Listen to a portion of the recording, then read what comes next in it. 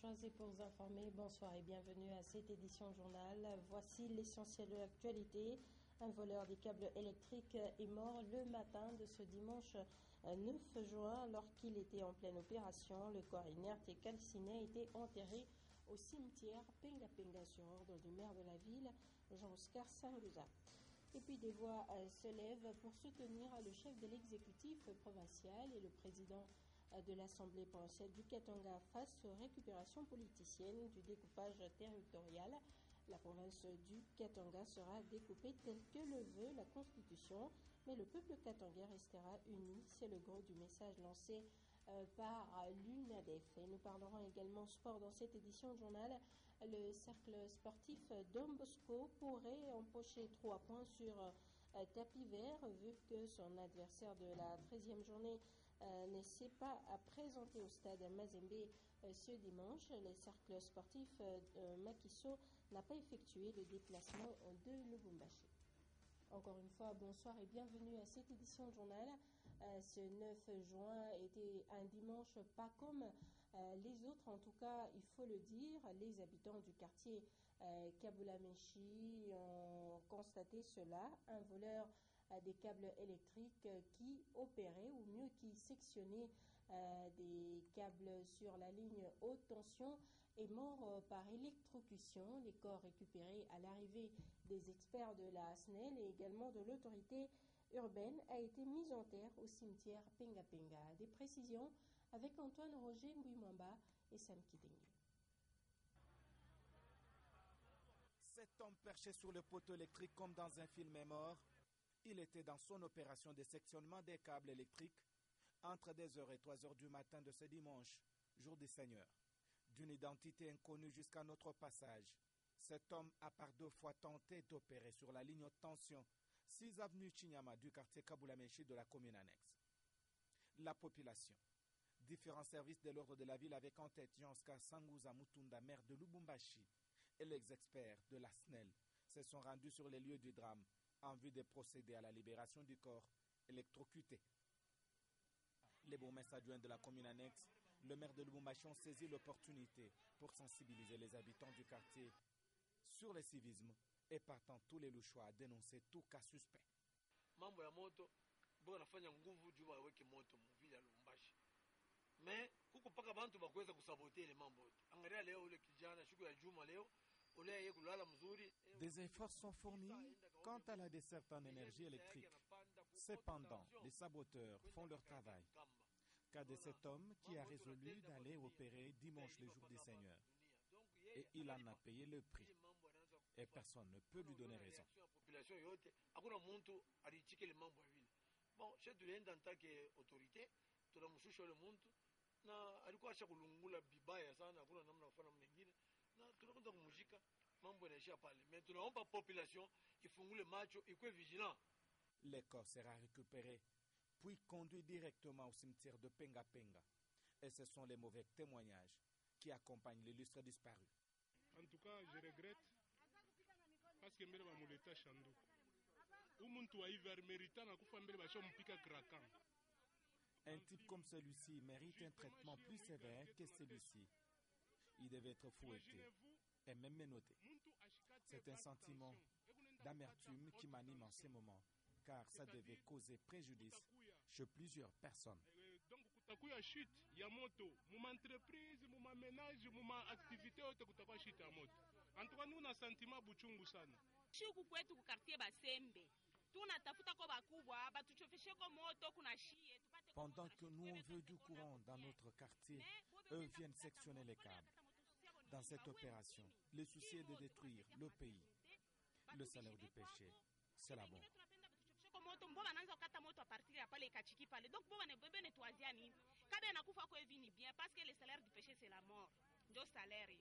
Ce n'est qu'après ceci que le corps sera mis en terre, sans avoir été dans un cercueil et sans autre forme de funérailles.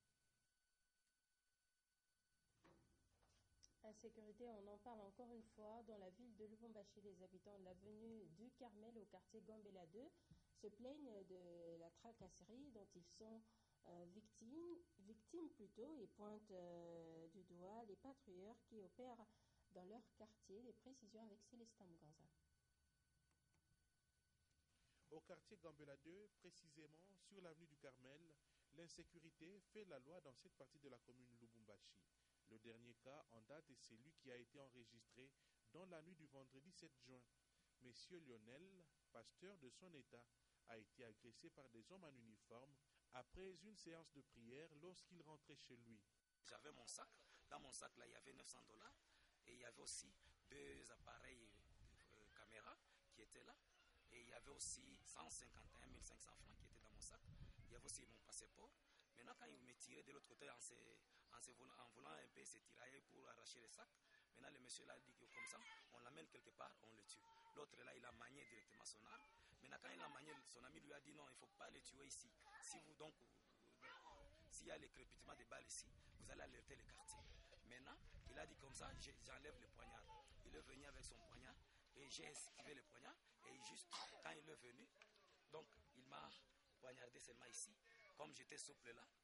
Et maintenant, il est venu avec le crosse de son arme là. Il m'a frappé juste au niveau de la genou ici. C'est là où j'ai un peu de douleur et c'est déjà gonflé. Maintenant, de l'autre côté, on est en train de se tirailler pour arracher les sacs. Et mon passeport était tombé. Mon passeport était tombé ce matin ici. Nous avons eu à ramasser quand même le passeport quelque part. Mais malheureusement, j'ai perdu mon sac et $900 qui étaient là. Et 151 500 francs qui étaient dans mon sac là, les 2 caméras. La rue et le quartier n'est pas éclairé d'une manière normale, si je dois le dire. C'est-à-dire, à partir de 19h jusqu'à 20h, il y a coupure.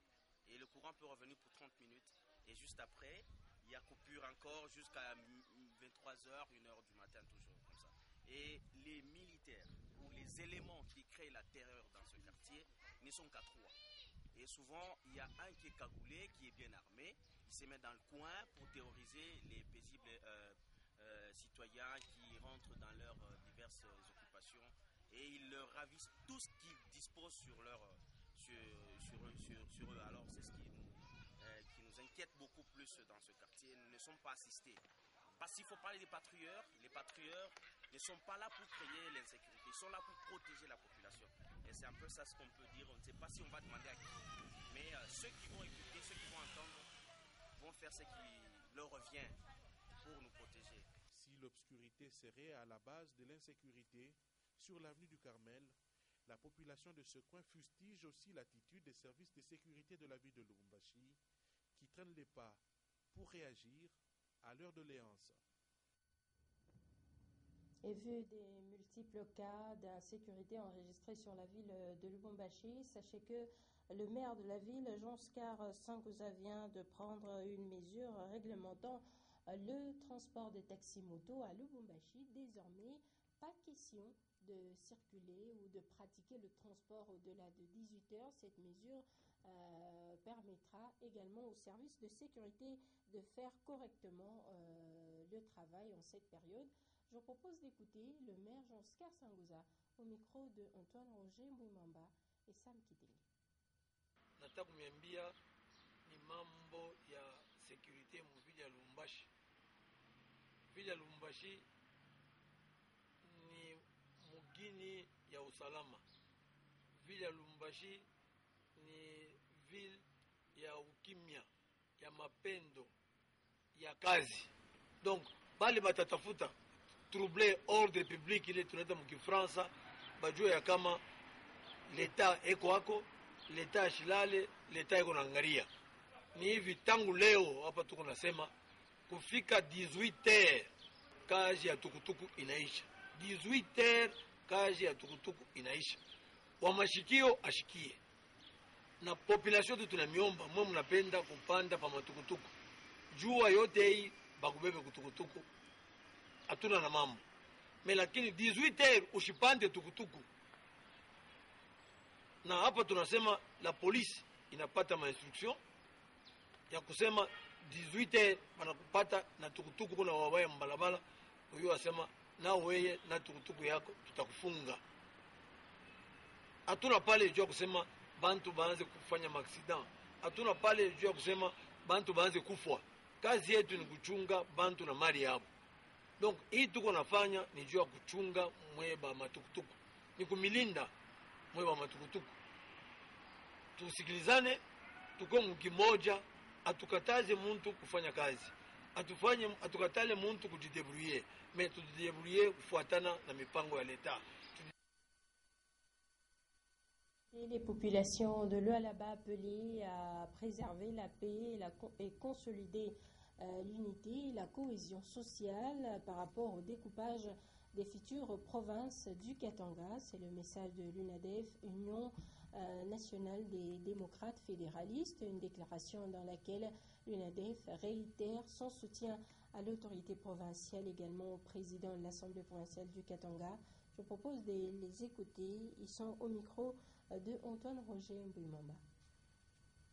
Déclaration politique.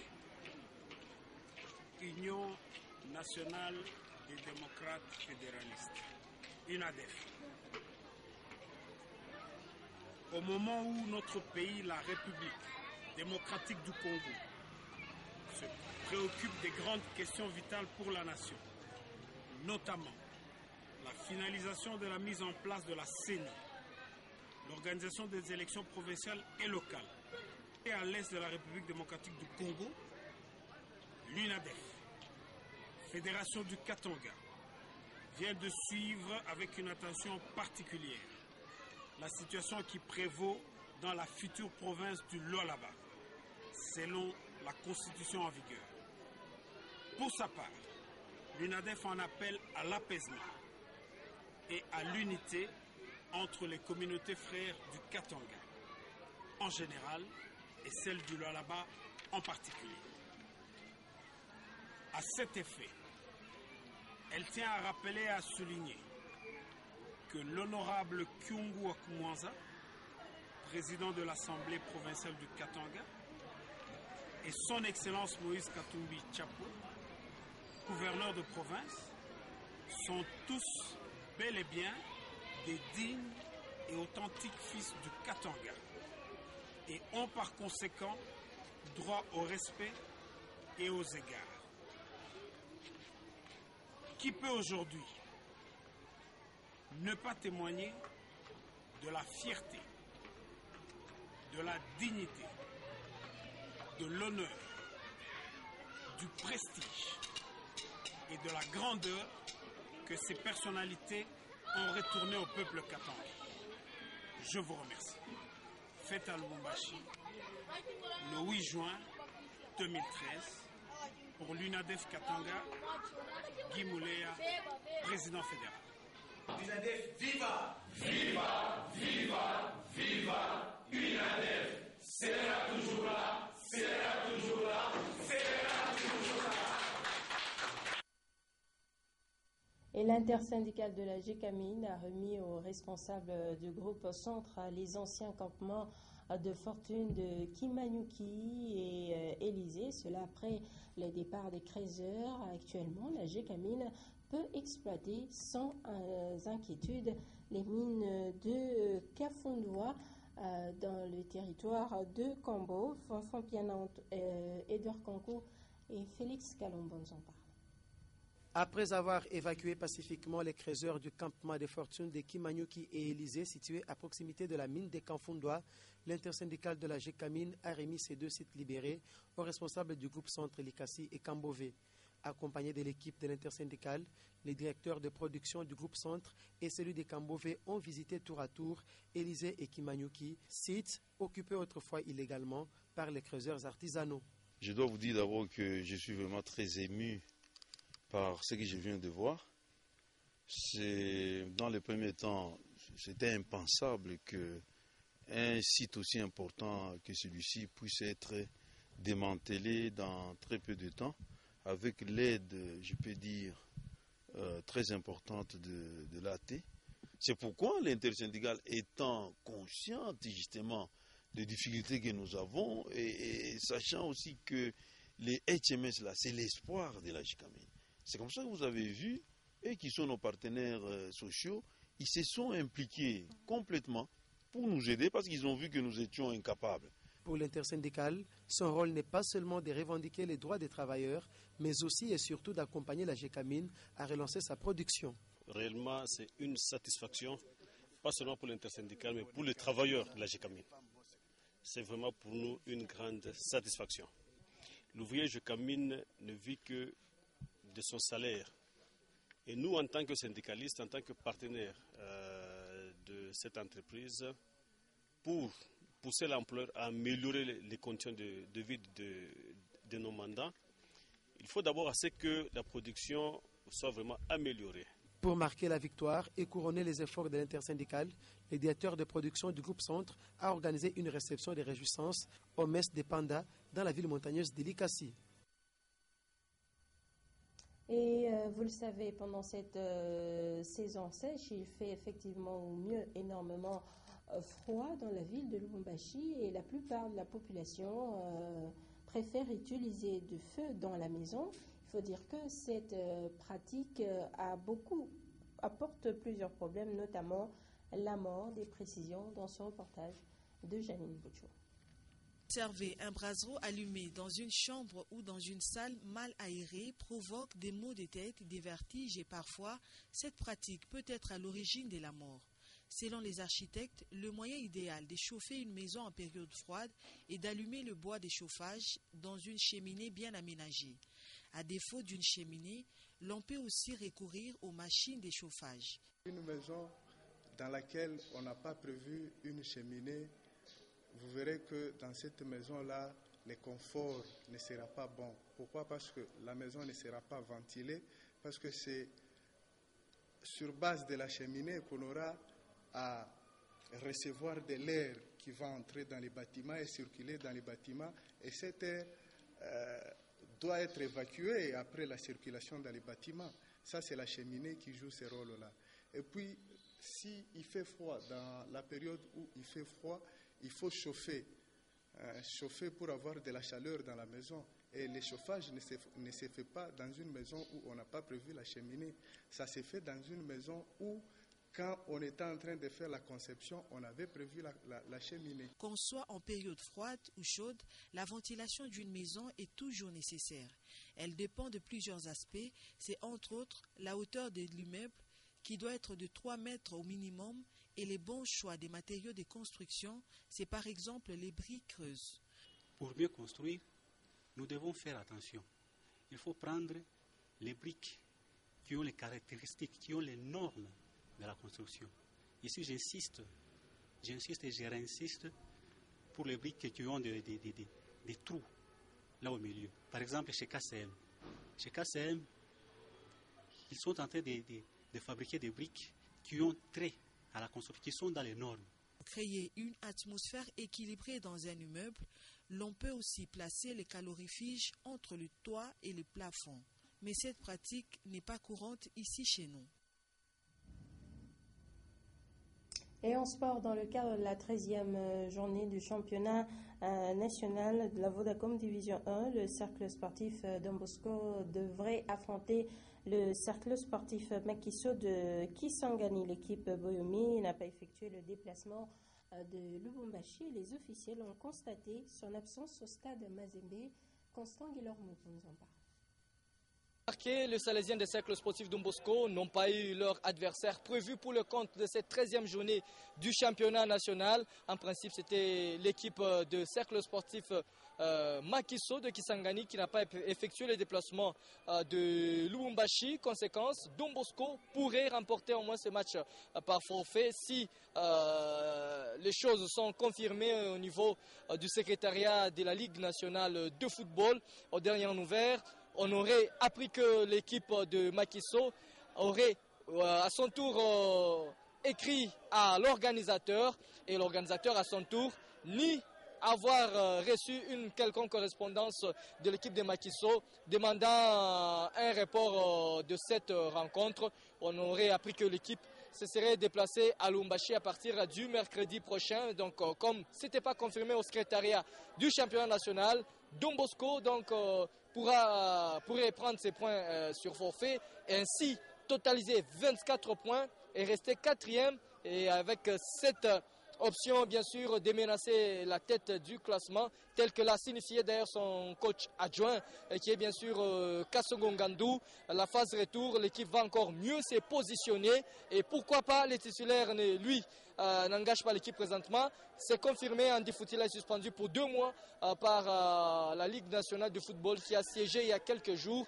et a rendu public les différentes décisions. Et donc depuis les stades tout-puissants Mazembe, Anglebert, Constant Guélan-Wepou et Sylvain Tambaye pour Nyota Radio et Télévision. Le constat a été fait l'avant-midi, l'après-midi plutôt de ce dimanche 9 juin au stade Mazembe. Fin de ce journal. Merci à tous de l'avoir suivi. Je vous rappelle l'essentiel de l'actualité. On a titré à la une, un voleur des câbles électriques est mort tôt le matin de ce dimanche 9 juin alors qu'il était en pleine opération. Le corps inerte et calciné a été enterré au cimetière Penga Penga sur ordre du maire de la ville, Jean-Oscar Sanguza Mutunda. Et puis de voix s'élèvent pour soutenir le chef de l'exécutif provincial et le président de l'Assemblée provinciale du Katanga face aux récupérations politiciennes du découpage territorial. Le Katanga sera découpé tel que le veut la Constitution, mais le peuple katangais restera uni. C'est le gros du message lancé par l'UNAFEC à travers son président fédéral. En sport, le cercle sportif Don Bosco pourrait empocher 3 points sur le tapis vert vu que son adversaire de la 13e journée ne s'est pas présenté au stade Mazembe. Le cercle sportif Makiso n'a pas effectué le déplacement de Lubumbashi. Merci encore une fois à vous tous de nous avoir suivis. Excellente soirée et bon début de semaine à tous.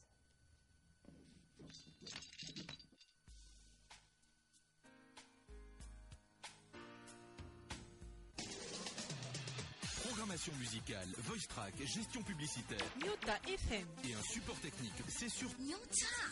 Écoutez, c'est une nouveauté.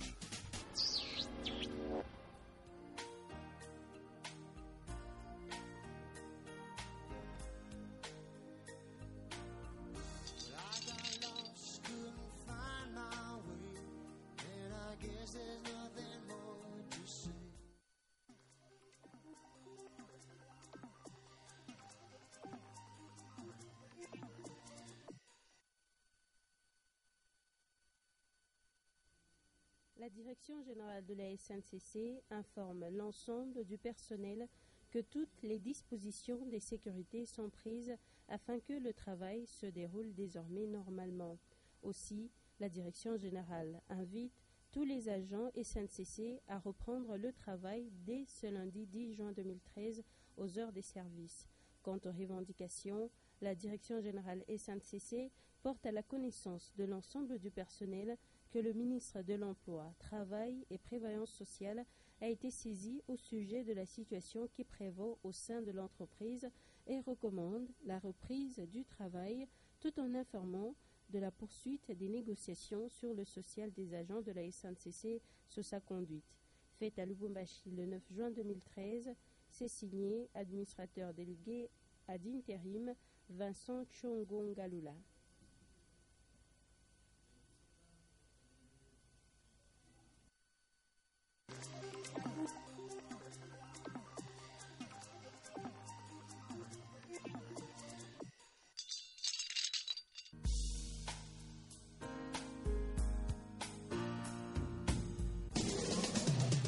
Programmation musicale, voice track, gestion publicitaire. Nyota FM. Et un support technique, c'est sur Nyota.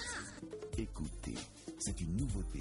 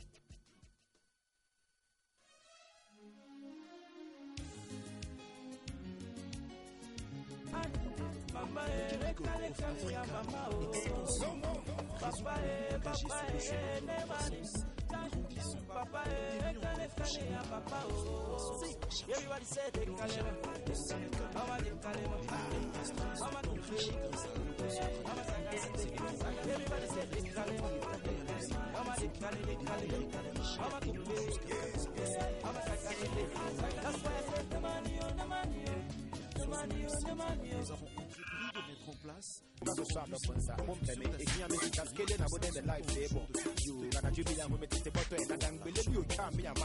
Projet de croissance de l'entreprise et fournir quelques partenaires.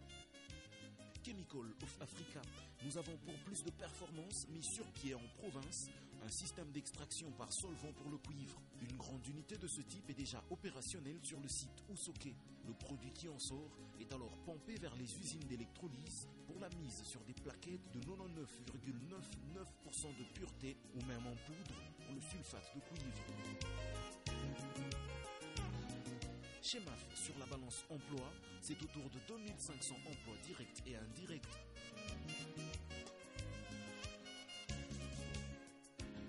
Chemical of Africa, notre devise, développer le potentiel africain avec les Africains pour le bien de tous.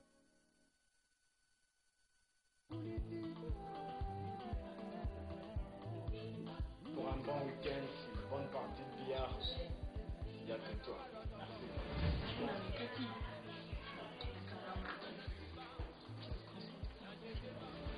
Na kunywa Simba ni pombe yetu, tangu tulikomea tuanze kunywa Simba.